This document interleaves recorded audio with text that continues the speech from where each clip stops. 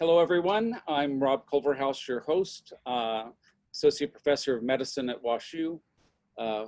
Welcome to the ICTS Precision Medicine Adventure Cafe. We meet on the third Thursday of the month at 4 p.m. These virtual sessions are targeted to last 50 minutes to allow speakers for the next talk to set up. As always, our mission is to connect innovative biomedical science generated by WashU, SLU, and UMSL with entrepreneurs and businesses in the St. Louis region. We hope these sessions stimulate your thinking, and we encourage you to share your ideas and insights with the speakers. I'll mute the audience at the start of the presentations, but when you have a question, please feel free to unmute yourself. Today's presentation is on the maddening topic of itch, with the title From Discovery of a New Drug to a Digital Center for Excellence for Chronic Itch. Our speakers are Kim and Duke Leahey. Brian is an associate professor in the WashU Department of Dermatology and co-director of the Center for the Study of Itch. The center seeks to understand the underlying mechanisms of itch and translate these findings into treatments. And the core has two main academic programs, one for basic and translational research, and the other focused on clinical trials and patient care. Duke created the technology transfer program at WashU, which he headed for 18 years. In 1997, Duke joined Monsanto as director of the Technology Alliances team. Skipping past a couple of other leadership positions he's held, he's now serving as a founding member of the Janus Investment Partners, which is sponsored by Monsanto and Bunge and Novozymes. And together, Brian and Duke have founded the company Soothe Rx to commercialize Brian's research on itch. So hope you'll welcome both Brian and Duke. And Brian, if you can share your slides. Yep. Okay. Great. Hopefully it's all right. Well, yeah, thanks to Rob and Trisha for the invitation to Venture Cafe. I'm sorry it's not in person. I definitely have enjoyed the visits over there. It's in person, but we'll do the best we can here given the circumstances.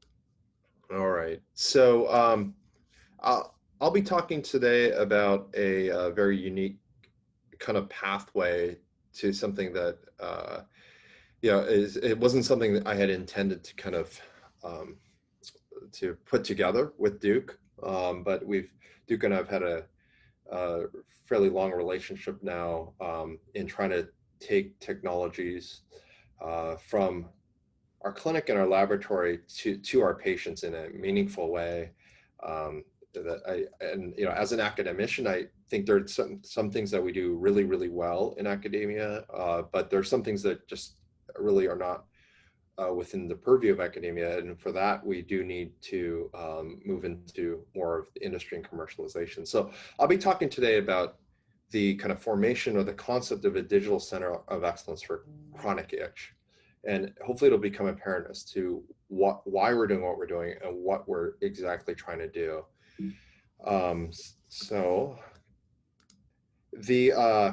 So let me kind of put everybody on the same page. So what is the problem that we're trying to get at, and what is the major unmet need?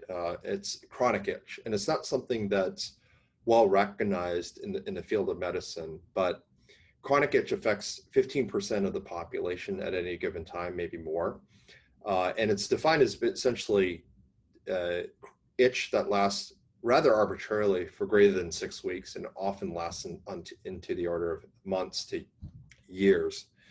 It has a negative impact on quality of life comparable to chronic pain, as incidence is increasing, and for reasons that we partly understand and many reasons we do not. Specifically for chronic itch, a guy from the FDA actually gave me a hard time about this after a talk yesterday, but it's true. For chronic itch, there are no FDA-approved medications. There are a couple FDA-approved medications for itch. The problem is that they're lousy and they aren't defined for chronic itch. So, so there's a major unmet need when it comes to chronic itch, but it's also not one disease, and it's been really viewed as a symptom, and that's in part why there has been such a hurdle with regard to actually getting FDA-approved medications. For many of these conditions, there aren't even ICD-10 codes. And it's amazing how much these kinds of administrative glitches, so to speak, become a major impediment for even investigation, or I would even argue all the way down to things like NIH funding. But one thing I'd like to highlight is that itch, it's arguably one of the most common symptoms in all of medicine. It certainly is the most common symptom in dermatology. There's no doubt about that. And dermatology itself actually sees at least the largest number of diseases of any medical specialty. So there's, however, it's not all doom and gloom.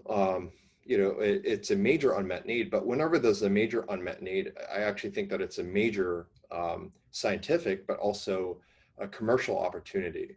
There's a lot of this, I'm trying to stick to data. So this is data from IMS Health, but I have to be honest, I think a lot of this data is actually woefully underestimating the impact or the prevalence and incidence of chronic itch, as well as the market. But there's very little known about that, so it's hard to quantify if with existing data. But there's a large accessible population in the US, possibly larger in other countries and continents, particularly Asia. There's a just for there's a multi-billion-dollar market in the United States for actually just even for eczema or atopic dermatitis, which is a subset of chronic itch. There's a multi-billion-dollar annual market that now we know for a fact exists, given the approval of new FDA-approved drugs in the United States that are quite efficacious. Just to give a sense of this, antihistamines constitute a $2 billion annual market for itch or pruritus, despite the lack of efficacy. So despite the fact that these drugs are generally not even recommended for the most part for most chronic itch conditions, they're still bringing in $2 billion a year. So there's a large population of discouraged patients, but also there has been a lot in the way of discovery of very specific itch pathways, and that's in large part why our center was built here at WashU. It really started with the discovery of the first itch receptor, but by Zhufeng Chen, my colleague, but also there have been a number of other receptors discovered within our center as well as others in the country that have really hastened and emboldened the discovery of new therapeutic targets. And so this is kind of one discovery from my laboratory, which actually was that led to the patent application that led to Duke and I actually meeting and working together. And what we had discovered in 2017 was that specific cytokines that we did not really think actually crossed the barrier, so to speak, into the peripheral nervous system actually do.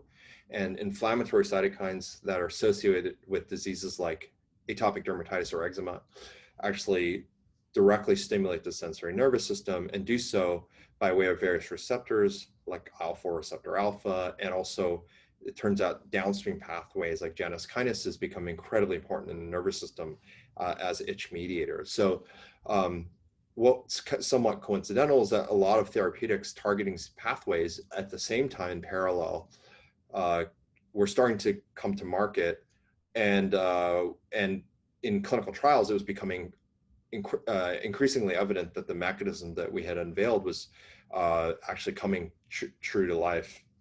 So we actually patented the use of JAK inhibitors specifically for itch. This in some ways was only possible because itch was so overlooked. In a lot of companies just simply didn't even file patent applications for this indication for all the reasons I described. And we formed this company called Nuogen Pharma. So, but the interesting thing is that's not what I'm here to talk about. I'm here to talk about another company that we formed. And, you know, we do basic science work in which we discovered drug targets, and we try to get people, we file patents and we try to get people excited about these targets for development. But what became immediately apparent to me was that as a dermatologist, that even if we have effective therapeutics, and as I was seeing the landscape change, there's a problem that started to emerge, which is inherent to medicine in many ways, but also very accentuated in the field of dermatology. And some of the problems, these were becoming practical problems, such that even if we develop technologies that are very effective and new drugs, would it really, there are still major barriers to patients actually receiving these kinds of treatments. And it really boils down to a number of things, but I really want to focus on two things, which is access to care, as well as some level of expertise and specialization. So in terms of access, the specialty of dermatology is somewhat notorious for having a very low kind of provider to patient base ratio. We simply don't have a lot of providers. So we notoriously have a lot of long waits. There are treatment deserts in both urban and rural areas. It's almost a cliche to say it takes me 6 months to get in to see a dermatologist. But also on the other end, despite the fact that dermatology is a very specialized specialty of medicine, even at that, what I want to propose is that there actually is a lack of specialization. And I'll get into this a little bit more, but there's increasingly less emphasis on medical dermatology over time as volume of patients becoming increasingly an emphasis. We tend to focus on simpler disorders that we can move through very quickly rather than complex medical disorders in dermatology. And there's a major focus on procedures. Procedures tend to be much more, they are much more amenable to kind of reimbursement and billing and such. And then many patients remain not properly insured despite efforts to ensure, like despite the ACA and efforts to ensure the greater population. And this really results in major problems with both access, but also, as I mentioned, specialization and expertise. This is further actually exacerbated when it comes to unmet conditions like I'm talking about with chronic itch. There's actually lack of expertise. We have at WashU, we have a specialty itch clinic. We've had patients come from 45 states. I have many patients from out of state all the time coming in weekly, flying in to see us. As I mentioned, there are no FDA-approved treatments, and there are insufficient billing paradigms to even to be able to actually capture a lot of the conditions that we try to see. But just to give you a sense of kind of how there might be a disconnect, this is actually data from the National Eczema Association, so atopic dermatitis or eczema. And when they poll patients for how satisfied they are for the treatment of their eczema, 86% of patients reported that they are not satisfied. They also asked overall, do you think your doctors know how to treat atopic dermatitis? 91% responded they do not think that doctors know how to treat atopic dermatitis. As a dermatologist, this is actually rather horrifying because it's actually probably the most common condition in our specialty. So, you know, what exactly is going on and how can we fix this? Well, I think in part what's going on is that there's lack of access, and then there's also lack of expertise that to address a lot of these unmet needs. And if patients even are able to get access, if there's not expertise and an expertise that's scalable, that there really is no progress for patients. And in part, I think we suffer from a little bit of paralysis based on certain dogmatic assumptions. And one is that we inherently believe that quality is inversely proportional to quantity. So and we understand this, and many times it's true, as you increase quantity or increase volume, quality tends to go down. And if you really want to increase quality, then quantity, you're going to have to peel back quantity. But what the purpose of Soothe Rx and kind of the driving rationale for this is that there actually is a way that we can bend a curve and perhaps improve both of these things. And hopefully this is not just fantastical. But how do we break paradigms? But I think we are able to do this in large part by building a digital center and leveraging two things: technology and then innovating new paradigms of care. So not just trying to provide great care, but actually change how we do care fundamentally. And we can do this, and by doing so, we can actually improve access through technology like telehealth platforms. There are many companies now. COVID has really catalyzed this, many orders of magnitude. But we can also scale expertise using new provider strategies and content. And I'll speak to that in a little bit. But there's a third arm to this as well, which is not just improve access and expertise, but also to accelerate new understanding and treatments through improving all of these different elements, things like virtual clinical trials and big data. So there's this idea right now, I'm a physician scientist, and there's this idea that you take care of patients and then you do research to improve things and you go back to taking care of patients. But why can't you, in the process of taking care of patients, acquire information and data and actually be improving the field itself simultaneously? Why does it have to be so fragmented? And that's what we're trying to address here. And the idea is really to kind of break the dogma. There's, I think, quite a bit of number of assumptions that I've talked about. If we put quality on the y-axis and quantity on the x-axis, we think of quality coming more from specialization, and that if we're generalists, then we might be able to drive quantity, but then quality takes a hit. But the idea here is that with Soothe Rx, with this digital center, that you could actually drive both of these things simultaneously by leveraging the various things that I've mentioned. So the solution then is to build a digital platform-based clinic that specializes in many things: education, diagnosis, treatment, and management of chronic itch disorders by leveraging expertise, and then utilizing the digital center. Our goal is to break out of traditional modes of care. So it's really to fundamentally question how we are doing medicine entirely, as well as drug delivery, reimbursement, billing, and clinical research. As an example, right now, during COVID, many clinical trials just came to a screeching halt at WashU. And pharmaceutical companies are questioning whether they even want to go back to the traditional paradigm of kind of brick and mortar clinical trials. They're thinking, why can't we just do this virtually so we're uninterrupted? As you can imagine, this is incredibly disruptive to just shut down clinical trials in the middle of a pandemic. So the question is, how does Soothe Rx work then? Well, the idea is that it's a digital clinic. So much like anything in telehealth, patients enter a website. They then we are able to then link to other platforms like Spruce Health, which is a digital communication platform for healthcare; Elation Health, which is a EMR system for the digital space. And then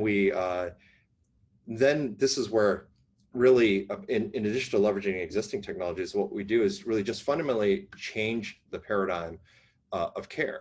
And the idea here is that we take a team-based tiered care approach. So the idea is just uber specialization. So everyone from medical assistants all the way up to the physicians are very specialized and very skilled at only a set of diseases, and then we're then able to scale through technology and with broader reach. Build in state-of-the-art education, content, social and multimedia, Q&A with KOLs, really get information to the patients. One thing that I think we're really bad at as providers is providing support. Patients spend the vast majority of their time with their disease at home, yet we don't give much support for them outside of our short visit in the clinic. We also need to bring standardization. One issue with dermatology is many of us train in dermatology and then go off into our practices, and then we all get kind of different ideas about how things should be done. And as information changes and new drugs come out, this is often becomes quite fragmented. And then I mentioned earlier innovation. So can we bring virtual clinical trials? This would result in this scaling up of a lot of big data, very uniform data. We can all get data in a very systematic way that can be incredibly useful for advancing our understanding of disease. So how much demand is there for quality patient education? I think a lot. I've been actually the author for the atopic dermatitis Medscape article for about 10 years now. And it's been really interesting to see how the growth in this area has occurred. If you actually just look at the page views, there was actually a big jump in 2017 with the approval of dupilumab or Dupixent, which is the first targeted biologic treatment for moderate to severe atopic dermatitis. And then it doubled within a year. And we see increasing page views for this article. I think there's a huge hunger, not just from providers, but also patients for information. And I think this is something that we have to satisfy. So the business model, how does this really work? We break it down to two phases. We improve traditional care and we improve traditional revenue streams by taking these tiered approaches, invoking pricing flexibility, going online, and increasing access and decreasing overhead. But there's also a phase two where we fundamentally innovate how we actually do this with all the different new technologies and approaches. And we can thereby add unique revenue streams. We can add in things like subscriptions, services and products, branded products, taking advantage of unique pharmacy pathways like 503B. We can provide group care. Why do I need to go into a patient room and re-explain everything for 20 minutes every time I go into the patient when we could explain everything very clearly through a Q&A with 100 patients at a time? We will have big data. We can do market research. We can help with drug development. And as I mentioned, we can do virtual clinical trials in this manner. So how is this unique? Well, teledermatology is not new, and it's really been catalyzed by COVID. But one thing we know about teledermatology or telehealth is that we can improve access. There's no question about that. The question is, can we still maintain traditional personalized care? The idea here is that we actually can improve both of these things, both access and personalized care, by really drawing incredible specialized attention to specific disease entities. All right, so I'll leave it at that and then transition over to Duke. Great, thanks, Brian. And I wanted to thank everybody for having us on today. Appreciate that. I'll add that, Dr. Kim has been very exciting to work with as he is really on the forefront of new solutions for chronic itch and eczema, and not only well regarded in academia, but in the dermatology industry, worldwide. He's a true thought leader in the field. And I thought I might mention one of his reviewers last year on an atopic dermatitis paper that he had said, this is a game changer. And that's really where I think we're headed. Is game changing. But Brian, go to the next slide, and I'll just talk a little bit about how we started. My consulting firm had worked with a couple of different people at Aclaris Therapeutics before. In 2016, they got very interested in Brian's work at Washington University, and not having done a lot of business with universities themselves, then they brought me in to consult and evaluate whether the technology was, being developed could be a commercial product. And of course, we thought it could be. Sadly, Aclaris got in financial trouble later on, which led us to really think about developing our own company. And really, Nuogen Pharma came out of this thinking, along with an alliance with Aclaris Therapeutics subsidiary, Confluence here in St. Louis. Next slide, please. And, really, as Brian mentioned, we started off thinking about a bricks and mortar network. Maybe we would have a clinic in Phoenix and one in LA and Dallas and Orlando, something like that. But as we continued to get into our discussions about what we really wanted to do is that we wanted to bring the best technology available to as many people as we could. And bricks and mortar just really wasn't the answer. So we start to sit down and think about how we could really make things work. And so, Venture Cafe being one of the premier, networking organizations in St. Louis, I thought we might talk about our iterative approach to our networks and how that's helped the company. And so first of all, we sat down with Brian and said, who do we know? And, within a very short time, Brian knew the CEO of a company that could be a strategic partner. He knew the people and well-respected at a foundation, AID Foundation, which is Accelerating Innovation in Dermatology Foundation, is talking about giving a grant. There were people that we needed, especially on the medical healthcare side. And one of the first people we really wanted to bring in, and an amazing find for us, is Elaine Siegfried, who's one of the top pediatric dermatologists in the country, who happened to be at St. Louis University. We also were lucky to have Meg Kim, his wife, really has helped us significantly with developing content for the website. Jonathan Hull, a longtime friend of Brian's, developed into our chief operating officer, and several additional medical staff have been identified. His network as well included the National National Eczema Association and several other organizations. And then we've really had access to any number of industry strategic partners, and some discussions are going on there as well. So next slide. And so then we took a look at my network, and my network had a tendency, of course, having spent the last 45 years in St. Louis, to be a bit St. Louis centric, but it also has a tendency to be more management and investor network. So while Brian brought technology and networks, both in academic labs and in industry and other corporations, my folks were more, backroom operations, leadership operations in the company, how you go about getting SBIR reviewed and submitted. I saw Ed Bayham in the crowd here earlier, and Ed has been very helpful on our SBIR efforts. We brought in licensing specialists, we brought in potential board members. So we then kind of combined these two networks.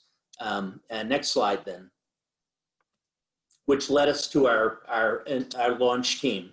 So Brian, of course, is Chief Medical Officer and founder.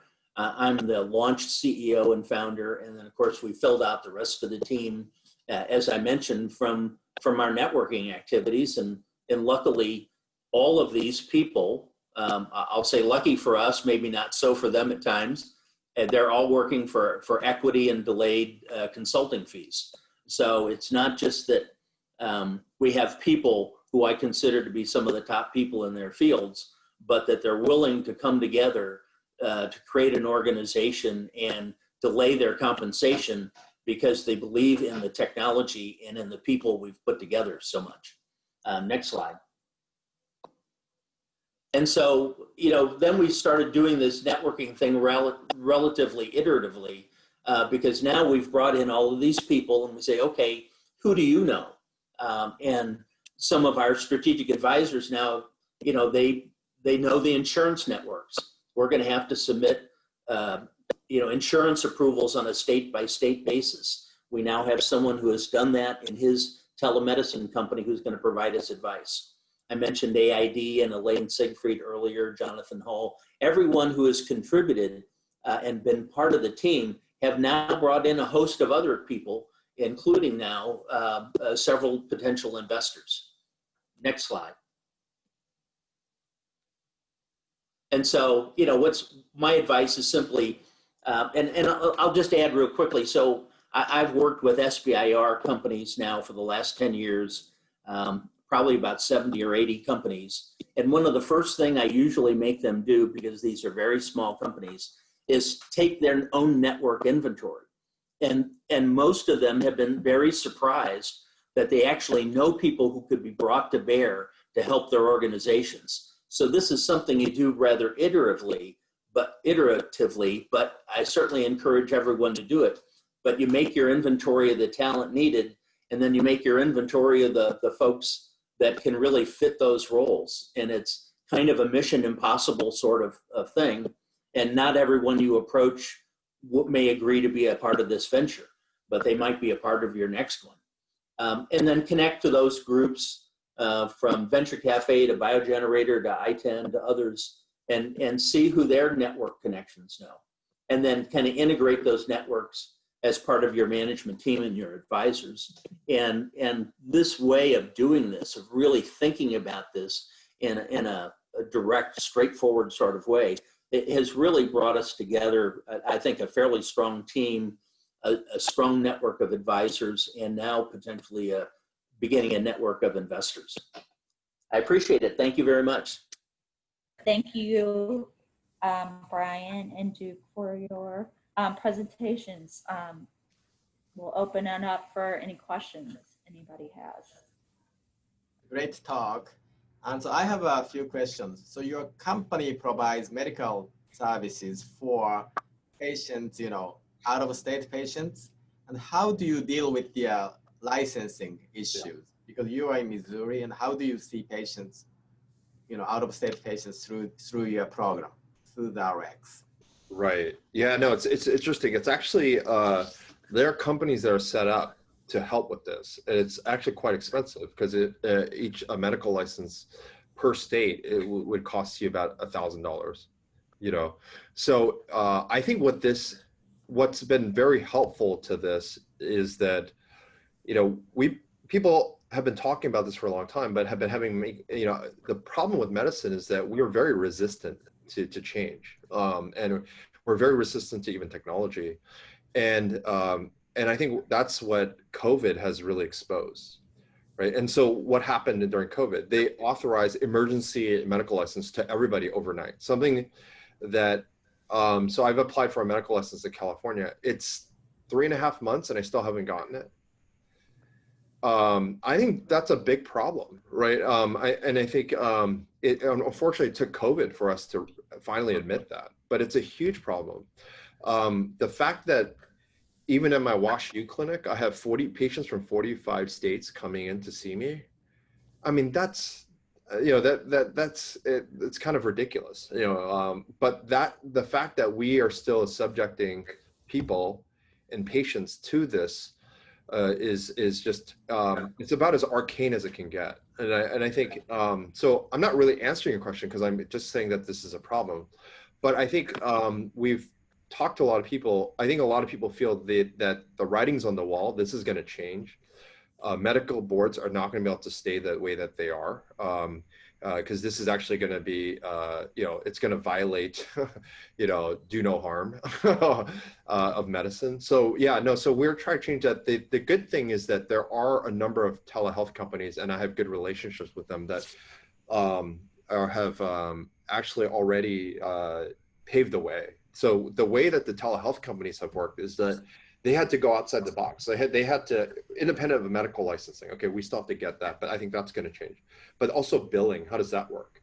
Because the payer relations are different from state to state. So what they've done is they've gone directly to United Health or Blue Cross Blue Shield, and they've had to have, it's a lot of work. And then sit down with people and then say, this is the kind of reimbursement scheme that we're going to come up with, and then can we have a contract for that? So payer relationships also, it's out of the box. So there's just so many things that we have to change about medicine to activate this. But I do think that this is inevitable. I think, was it last week, Duke, Teladoc just acquired the other company for $18 billion or something? I mean, there's a huge merger, right? I mean, it's just like, the CEO of, because of the pandemic, the CEO of Zoom is now worth $12 billion, right? He was worth a meager 3.5 billion before, but the fact that you have this explosion, and I don't think this is an accidental at all that such mergers are happening in the telehealth, and it's just exploding. I mean, people can't keep up with the demand now.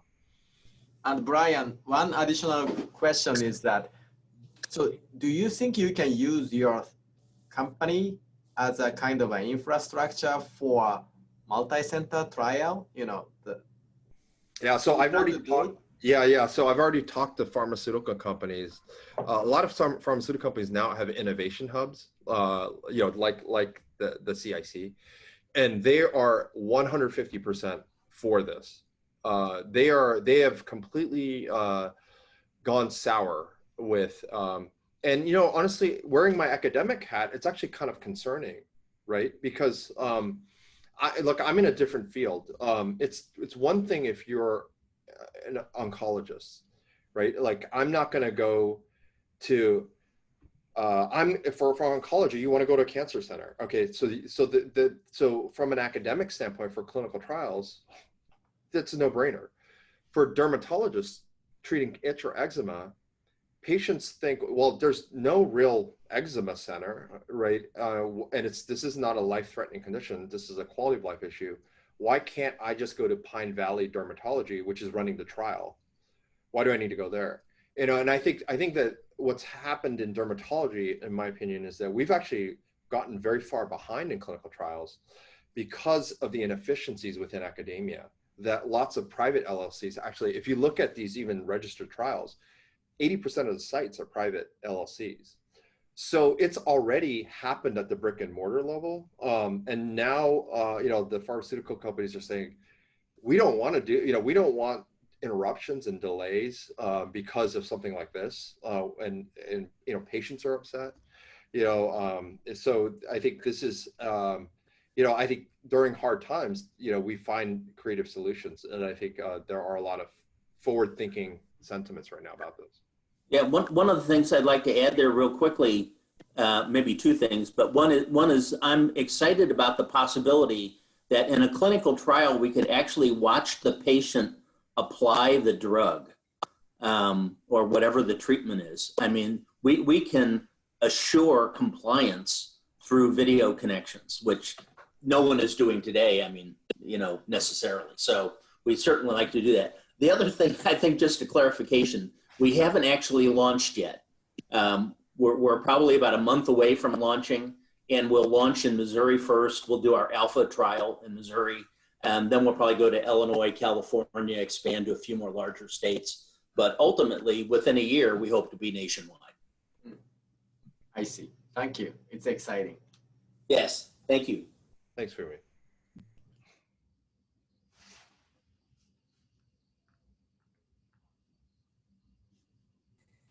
Any other questions, comments?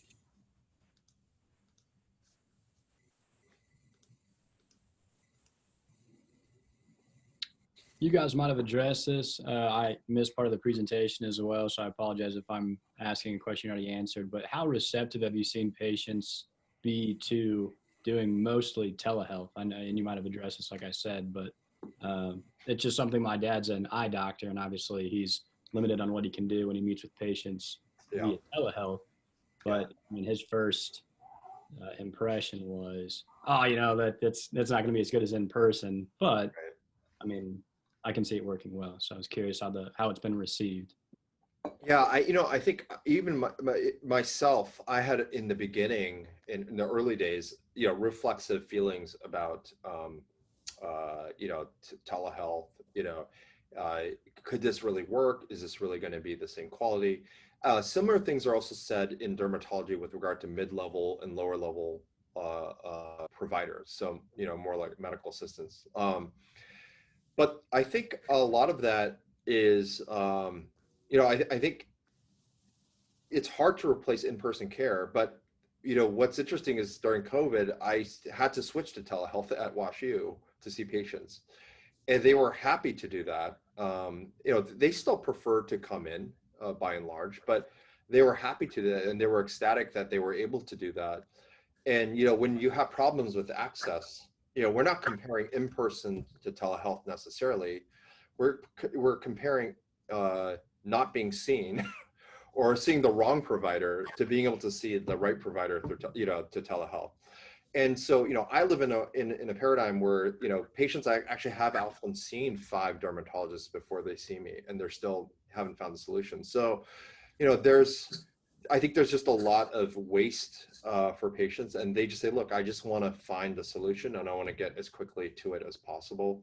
So I think and then I think the evidence that people are, you know, just the fact that Teladoc is, you know, has this huge, you know, it's clearly working. And then the other thing is that there are already, the most successful models of telehealth actually have been very far from kind of complex medicine. They've actually been companies like Roman, right, which are really simple. And it makes sense why they would have done that. But it's amazing that it just goes to show that a company like Roman, which actually started with, I think, erectile dysfunction, all they did was cut out the middleman. That's all they did, right?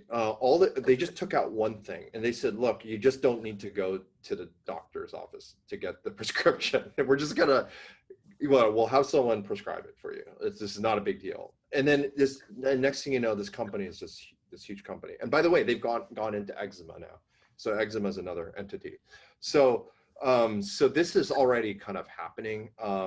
But our idea is not, the one issue that we see with telehealth is there's a little bit of, there's so much unmet need that they're starting with, I think, a bit of the lower hanging fruits, right? Let's simplify, cut out the middleman, make it a minimal viable kind of product, you know. But I think that there's a little danger that with that, there's actually a race to the bottom. But, you know, our idea is we want to take, you know, kind of an academic type mission into the digital space. And you know, I think academia really is, being in academia, that's really helped me conceptualize that, because it's also unfortunate because most people don't live near a major medical center, a leading medical center, right? And so they can't access that even if they want to. Thank you. Yeah, absolutely.